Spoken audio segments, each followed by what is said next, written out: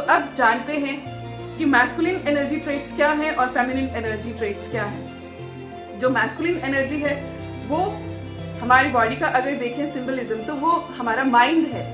Mind क्या है? अब माइंड लॉजिकल है, रीजनिंग करता है, और मैस्कुलिन एनर्जी प्रैक्टिकल है, स्ट्रॉन्ग है, हंटर है, प्रोवाइडर है। तो ये सब मैस्कुलिन ट्रेट्स हैं। और दूसरी तरफ अब अगर हम फेमिनिन ट्रेट्स की बात करें तो फेमिनिन हमारा दिल है, जो हार्ट है वो सॉफ्ट है और वो लॉजिक से काम नहीं करता, वो लव से काम करता है, वो प्रेम से काम करता है। तो फेमिनिन क्या है? इंट्यूटिव है, केयरिंग है, सॉफ्ट है, वो नर्चरिंग है और वो रिसीवर है। वो बहुत ज्यादा लॉजिकल नहीं है। और हाँ, वो फिजिकली मैस्कुलिन के बराबर नहीं है। मैस्कुलिन स्ट्रॉन्ग है और ये उतनी स्ट्रॉन्ग फिजिकली नहीं है, लेकिन हाँ ये इमोशनली बहुत स्ट्रॉन्ग है, जो कि मैस्कुलिन का वीक पॉइंट है। वो इमोशनली इतने स्ट्रॉन्ग नहीं होते, राइट? तो अब यहाँ पे समझने वाली क्या बात है कि अगर हम देखें हमारे शरीर का जो दायां हिस्सा है, जो मैस्कुलिन एनर्जी डोमिनेंट है, वो स्ट्रॉन्ग है एज कंपेयर टू हमारा जो लेफ्ट साइड है। हम लेफ्ट हैंड से कम काम कर सकते हैं, लेफ्ट साइड से ज्यादा वेट नहीं उठा सकते, लेफ्ट हैंड से लिख नहीं सकते, या एक्सेप्शंस आर देयर, लेकिन जनरली तो यही है, राइट? तो ये सब सिंबलिज्म दिखाते हैं जो हमारे भीतर है वही हमारे बाहर है, और जो हमारे बाहर है वही हमारे भीतर है। तो सबसे पहले हमें अपने भीतर बैलेंस करना है, संतुलन करना है, तो वो हमारे बाहर ऑटोमेटिकली संतुलन हो जाएगा। तो अब आगे यहाँ समझने वाली बात क्या है कि हम इस तरीके से डिजाइन किए गए हैं कि जो मैस्कुलिन के पास नहीं है वो फेमिनिन के पास है, और जो फेमिनिन के पास नहीं है वो मैस्कुलिन के पास है। हमारे जेंडर अलग अलग है। जब वो एक फिजिकल फॉर्म में आते हैं तो हमारे जेंडर्स अलग अलग है, उस हिसाब से हमारी एनर्जी डोमिनेशन भी अलग अलग है, हमारी ड्यूटीज अलग अलग हैं, हमारे रोल्स अलग अलग हैं। और हमें कोशिश करनी चाहिए कि हम उन्हें समझें और अपने अपने एनर्जी बेस में स्टेप इन करें। A masculine is supposed to be a strong masculine and a feminine is supposed to be soft and nurturing. अब यहाँ पे मैं ये नहीं कहती कि इसका मतलब ये है कि औरतों को स्ट्रेंथ वाले काम नहीं करने चाहिए, बिल्कुल करने चाहिए, अपने ड्रीम्स को फॉलो भी करना चाहिए। That's your personal choice, that's your personal choice, okay? अब यहाँ पे हमारे साथ क्या हुआ, मैं आपको एक बहुत ही सैड चीज बताती हूँ जो हमारे साथ पर्पसली की गई। अगर आप एंशिएंट टाइम से देखें तो मैन और वुमेन अपने जेंडर रोल करते थे और उनके रिलेशनशिप्स भी अच्छे थे, फैमिली टाइज अच्छी थी और लॉन्ग लिव्ड रिलेशनशिप्स हुआ करते थे और सब कुछ खुश खुश चलता था, राइट? लेकिन आज के मॉडर्न युग में क्यों रिश्ते टूट रहे हैं? क्यों हम लोग वो बैलेंस और हार्मनी क्रिएट नहीं कर पा रहे जो कि एंशिएंट टाइम में थी? वहां पे ऐसा खास क्या था जो अब यहाँ पर नहीं है? तो वो है हम लोगों को दी गई एक गोली। यस, हमें दी गई एक गोली जिसका नाम था फेमिनिज्म। यस, हमें बताया गया कि औरतें मर्दों से कम नहीं हैं, उनके बराबर है, इवन उनसे ज्यादा है। तो हम लोगों ने वो गोली खा ली। अब हुआ क्या? औरतें उतर गई कि yes we are feminist, we are equal to man, we can be more than to man, right? Fine, we tried hard. हमने बहुत साल, सैकड़ों साल हमने लगाए खुद को ये प्रूव करने के लिए कि हाँ हम मर्दों के बराबर हैं, और काफी हद तक हम इसमें कामयाब भी हुए, राइट? लेकिन उसका आफ्टर इफेक्ट क्या हुआ? सफर किसने किया? सफर भी किया हम औरतों ने ही।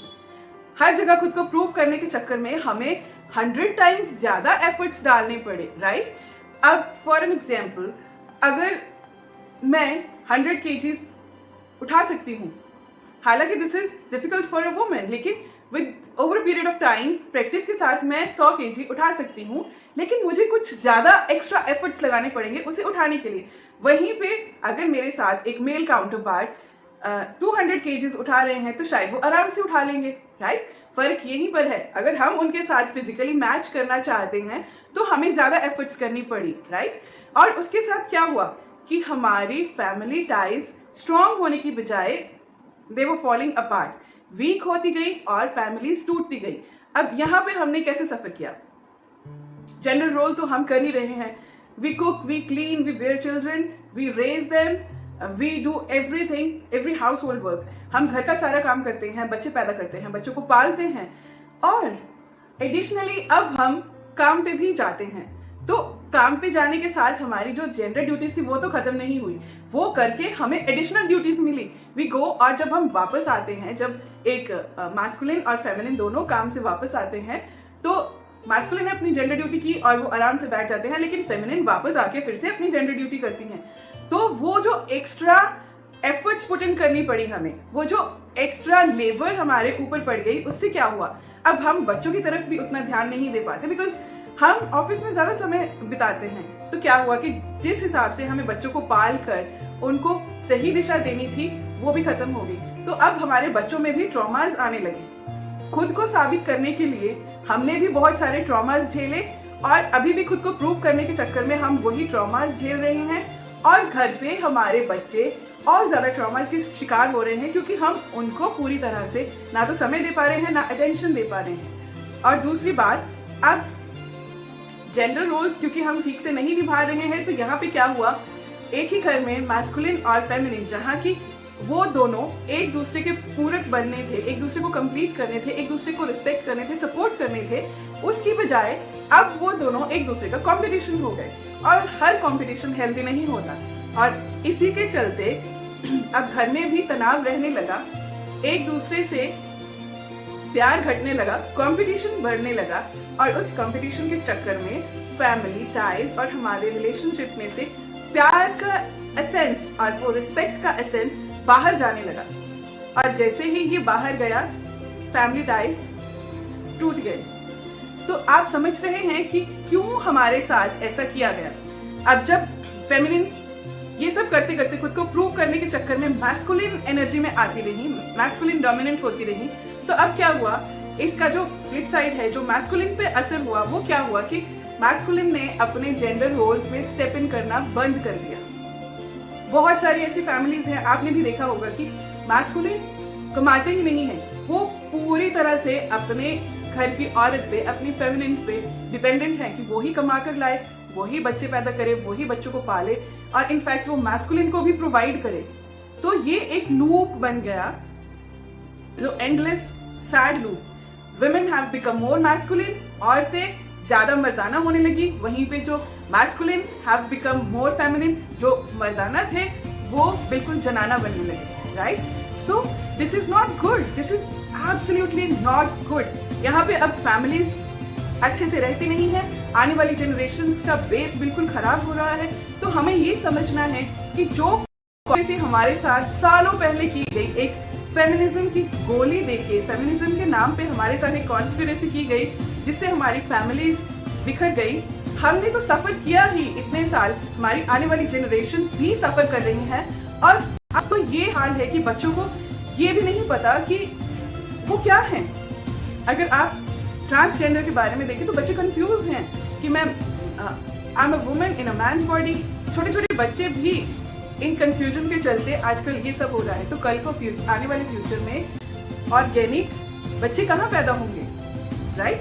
तो हमें ये समझना है कि जो हम ह्यूमन हैं, इंसान हैं, इस वक्त हम एक बहुत बड़े खतरे से जूझ रहे हैं.